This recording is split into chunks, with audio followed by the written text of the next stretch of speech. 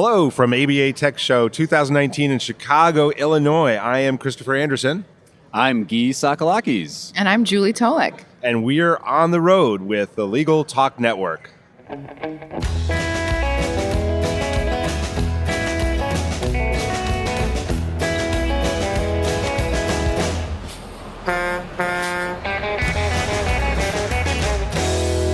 And we're back. Thank you so much for joining us on the road. It's a pleasure to be here in the Windy City of Broad Shoulders. It's really cold, and I went for a walk last night. It's really, really cold here. And today we are talking about websites and how to make your websites more client-friendly. As we said, we're with Guy and Julie.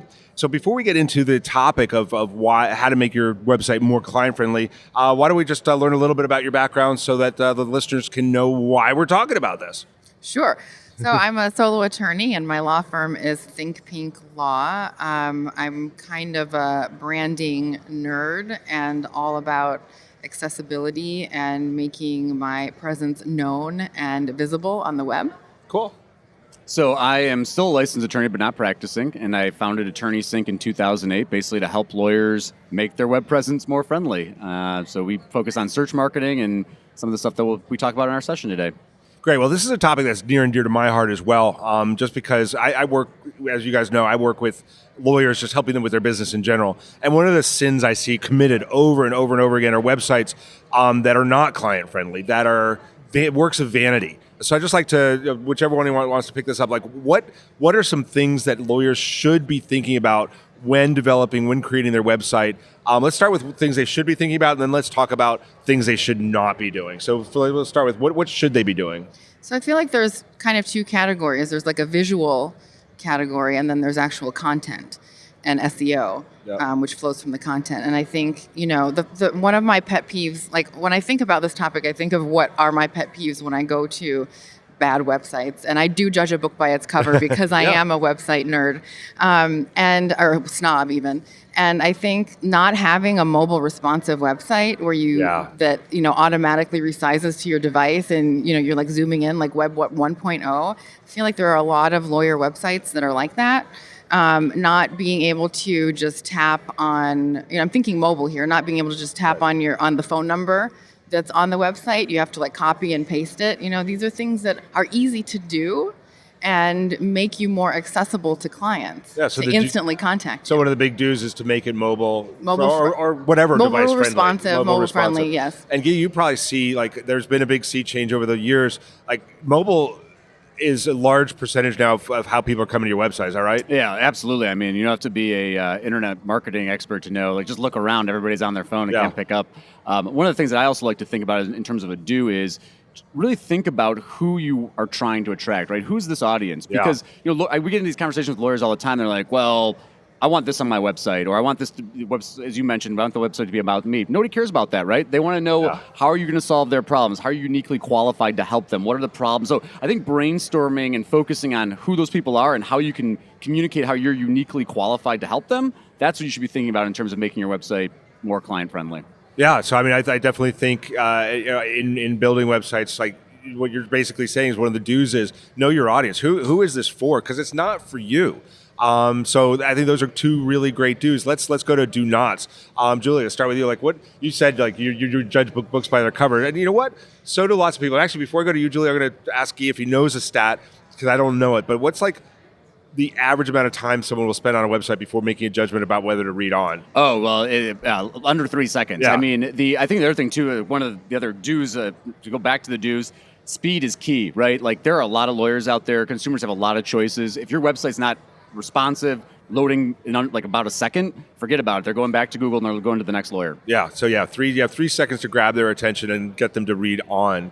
So you said, Julie, you were saying you judge a book by its cover. I mean, if people are making a decision in 3 seconds, they're all judging the books by the cover. So what are some of the big, what are a couple of big don'ts that you've seen that where you just, your hair stands up, your skin crawls, that really drive you crazy about websites? This is more about it's the attorney's presence itself, maybe not the website itself, but using an email address that's at AOL or at Verizon or at Gmail. I mean, come on. I had an opposing counsel that was so-and-so, the Bob5 at Verizon.net. And I never referred to the attorney by his name. He was just always Bob5 at Verizon.net because I found that so ridiculous. And, you know, his letterhead, you know, said law offices of, you know, Bob Smith. Nothing matched. There was no consistency, and he's using, you know, it's unprofessional. You know, get a domain, use your domain as, you know, as part of your email address. Was he also like bob5.squarespace.com? Right. Prodigy.net. I'm trying to think of some of the old school ones. Excite.com. But so one of the things you're saying is a lack of consistency, that the website's really part of an overall image, an overall brand, and that you should really, one of the don'ts is don't be inconsistent where the people can't follow you through. Right. And one of the things I suggest is, you know, check for your domain first to see if it's available, if you're starting a new firm, if it's your name or whatever it's going to be. And then before you buy it or register it, check all of the social media that you plan to use as well and see if the similar name is available. And if it's not exactly available, maybe you can get away with one odd character, you know, to add to it. Or maybe you can do one underscore, but to make it completely different just doesn't make sense. Yeah. Oh, yeah. That makes a lot of sense. Before buying the URL, check it.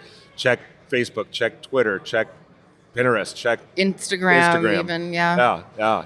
What are some of the don'ts you see going on? Well, one of the cautionary tale don'ts, and you know, it's obviously hard to paint broad strokes, so it may not be the right instance for everybody, but I say don't rent your website, right? So a lot of people don't realize it, but if you don't register your domain name, and if you're not using something like WordPress or some kind of open source system, you might be held hostage by someone that owns your website. And so, hey, if you want to switch or change vendors or get a new website, you might not own your website. So that's a big one for me, is don't rent your website. Don't rent it. So whoever, like obviously most lawyers aren't developers themselves, but it's something to look for when hiring a developer, when contracting a developer, is make sure that you own not only the website, but like you said, make sure it's in some open source, because it's no big deal if you own it and it's in some proprietary system that you can't duplicate or use. That's a big one that we see all the time.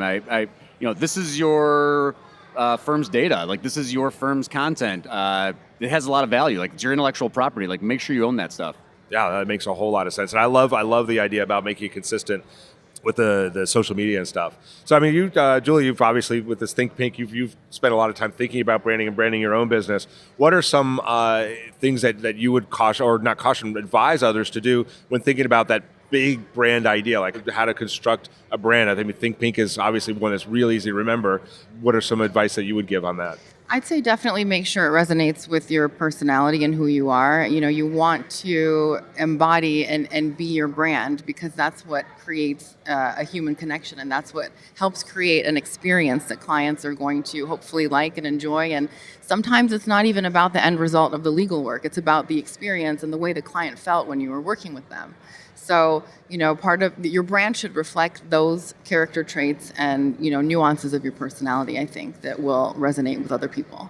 I think that's great advice. And so let me throw that to you, Guy. Just sort of, you know, I think one of the words that I heard with Julie was that your website should make you feel a certain way. That's a great way to make it client friendly. What are some things you can do to convey feelings in a website? Yeah, absolutely. And I'm even going to take a step back to Google My Business, right? Because I think so many people, Google is still the entryway for information retrieval. Like when they're asking a question or they're looking for your brand name, whatever, they're going to go to Google. And so Google My Business, using your logo, your imagery, if you have clients that want to sing your praises, make sure that that's being highlighted on Google My Business. Small thanks with Google is something you can use on Google My Business that will turn testimonials into nice, colorful posters. But those are the things that generate, that's what people care about, right? Like, that's the emotional stuff. And one of the things we talk about, you don't have to go very far to go see what clients are saying about lawyers on places like Google My Business. And so that's the emotional reaction. And I think lawyers get so caught up in like outcomes of representation, where sometimes just a testimonial that says they were there to answer my call, they were there as a shoulder to cry on. Like, that's the stuff people want to know, that you're a human being that cares about what you're doing. And highlighting that on the internet, it was like a big part of validating that for people. Yeah, I mean, I think people forget that one of the biggest things that lawyers, we're talking about law firm websites really here, sell. One of the things that clients come and buy is not the result. It's the peace of mind. It's being heard and knowing that they had a voice in the outcome. And I think, giving them an opportunity to feel that through the website and the connected space really, really matters.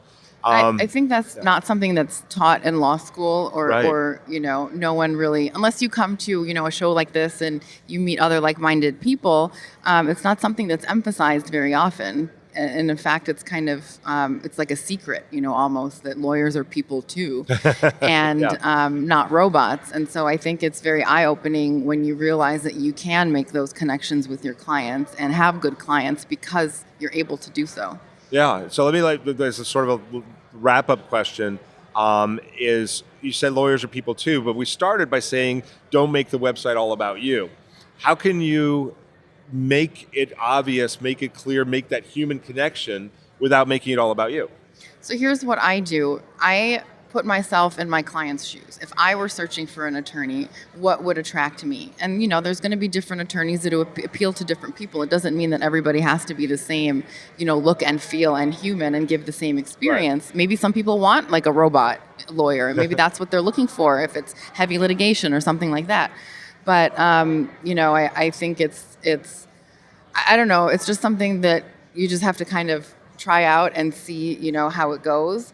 And if you're reaching the people that you like to work with and they're coming to you, that's a good sign. If you're not reaching those people, then it's time to regroup and reevaluate. Yeah, I think about just getting feedback, right? Ask, like, what are the problems you're having that you describe, like how I would solve them? If you're having this issue, how would you go search for it? What would make a difference for you? I think that's, again, get out of your own legal mindset, the way that you're looking at your business, the way that you're looking at your practice, and ask people, ask friends, ask family, ask former clients, what words would you use to describe the types of problems that you're having and how you see how I can help them?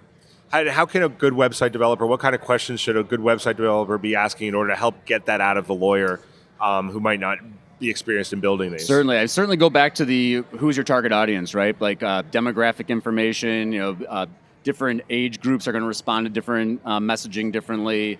Psychographic information, like what are the things that are keeping these people up at night? That needs to be built into your entire design and development process, and that way you're going to come out with a product that isn't built for the law firm, it's built for the people who are supposed to be looking for you.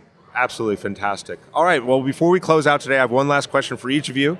So first, Julie, if our listeners want to follow up with you on any of this, how would they do that? They can Google Think Pink Law.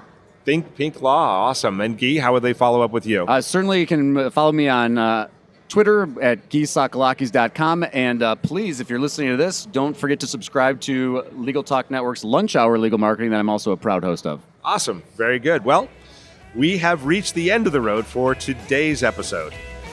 I want to thank our guests for joining us today. Thank you, Guy. Thank you, Julie. And also thank our listeners for tuning in. If you like what you heard today, please subscribe, rate, and review us in Apple Podcasts, Google Podcasts, or your favorite podcasting app. We'll see you next time for another episode of On the Road with Legal Talk Network. If you'd like more information about what you've heard today, please visit LegalTalkNetwork.com. Subscribe via iTunes and RSS. Find us on Twitter and Facebook, or download our free Legal Talk Network app in Google Play and iTunes. The views expressed by the participants of this program are their own and do not represent the views of, nor are they endorsed by, Legal Talk Network, its officers, directors, employees, agents, representatives, shareholders, and subsidiaries. None of the content should be considered legal advice. As always, consult a lawyer.